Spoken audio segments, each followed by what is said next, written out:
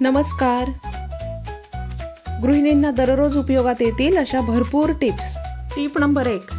अंडी खाल्ल्याने मेंदू जास्त सक्रिय होतो व स्मरणशक्ती सुद्धा वाढते. उकडलेली अंडी खाताना त्यावर मीठ व मिरपूड लावून खावे, त्यामुळे शरीरात उष्णता टिकून राहते. Tip number 2. खोकला बरा होत नसेल तर गरम दुधात बत्ताशे घालून प्या, यामुळे खोकल्यात बराच आराम मिळतो. Tip number 3. सकाळचा नाश्ता केल्यामुळे दिवसभर एनर्जी टिकून राहते, त्यामुळेच पोटभर व पौष्टिक नाश्ता दररोज सकाळी 7 ते 9च्या दरम्यान करावा. सकाळीच पोटभर नाश्ता केल्यामुळे सारखी भूक लागत नाही आणि त्यामुळे वजनसुद्धा नियंत्रणात राहते. Tip number 4. घशात खवखवायला सुरू झाले की ताबडतोब तुळशीचा काढा करून प्यायला हवा, त्यामुळेच खवखव थांबते. कुठलाही त्रास कमी असेपर्यंत त्यावर उपाय केल्यास शरीराची प्रतिकारशक्ती टिकून राहते. Tip number 5. अळशीच्या बियांचे सेवन केल्यास शरीरात युरिक ॲसिडमुळे होणाऱ्या त्रासापासून आराम मिळतो. यामध्ये फॅटी ॲसिडचे प्रमाण जास्त असते. Tip number 6. जर तुमचे डोळे थकले असतील तर रात्री झोपताना डोळ्यांमध्ये गुलाबजल घालून झोपा किंवा कापूस त्यात बुडवून डोळ्यांवर ठेवा, त्यामुळेच डोळ्यांचा थकवा निघून जातो. Tip number 7. रात्रीचे जेवण लवकर म्हणजे 7 ते 8च्या दरम्यान करावे, कारण रात्री उशिरा शरीरातील पाचक हार्मोन्स तयार होत नाहीत व त्यामुळे वेगवेगळे आजार होतात. Tip number 8. उलटी होत असेल तर 1 ग्लासभर पाण्यात 1 इंच आल्याचा तुकडा कुटून हे पाणी उकळून घ्या आणि कोमट असतानाच त्यात चमचाभर मध मिसळून पिण्यास द्या, आराम मिळेल. Tip number 9. फोनवर बोलत असताना नेहमी डाव्या कानाला फोन लावावा. वैज्ञानिकांच्या मते असे केल्यास डाव्या कानाची फ्रिक्वेन्सी उत्कृष्ट असते. Tip number 10. हळद भाजून त्यात मध मिसळून खाल्ल्यास सर्दी तसेच घशाची खवखव बंद होते.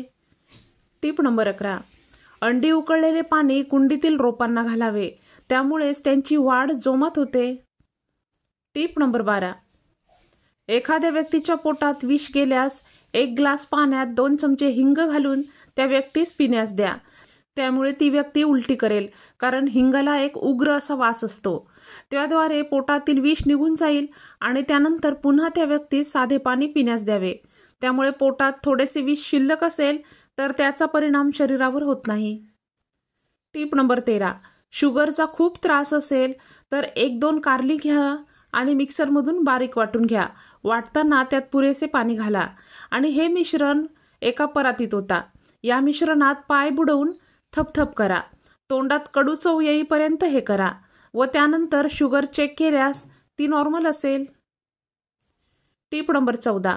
अंगदुखी पाठ सोडत नसेल तर आठवड्यातून 3दा ग्लासभर दुधात 2 तुकडे दालचिनी, 2 लवंग आणि 2 वेलची सोबत अर्धा चमचा हळद घालून उकळून प्या आणि रात्री झोपतानाही पिण्यास घ्या.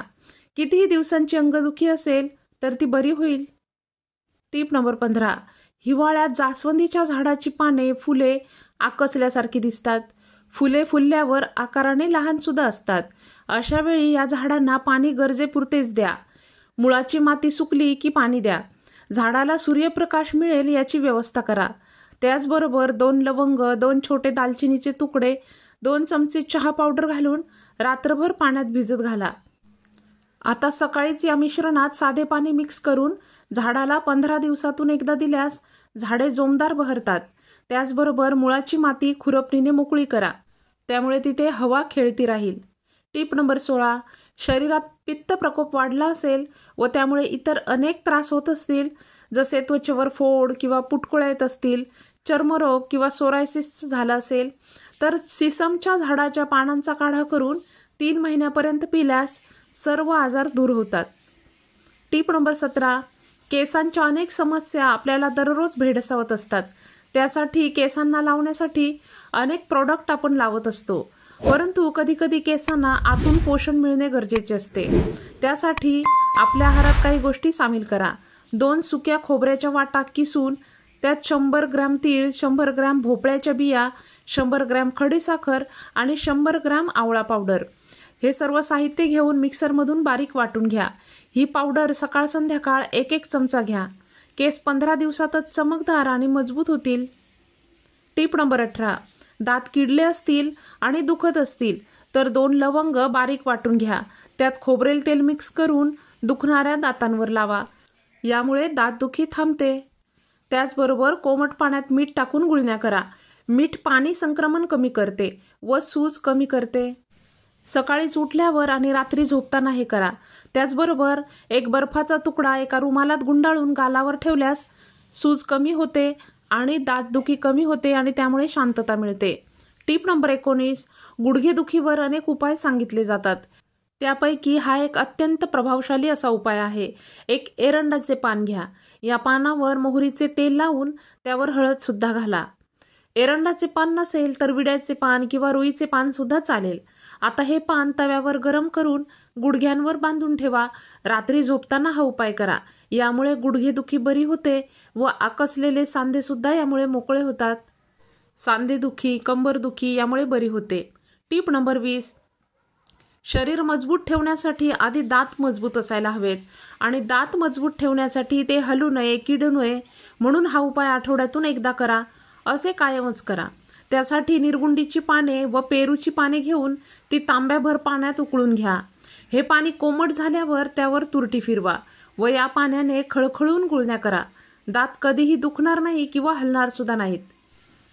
टीप नंबर 21.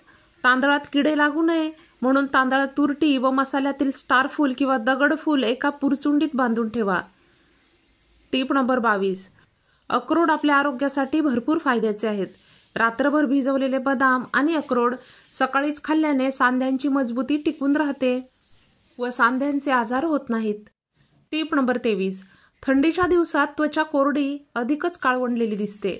अशा वेळी मध आणि लिंबू रस किंवा साखर आणि लिंबू रस मिसळून चेहऱ्यावर लावून स्क्रब केल्यास मृत त्वचा निघून जाते आणि चेहरा स्वच्छ होतो.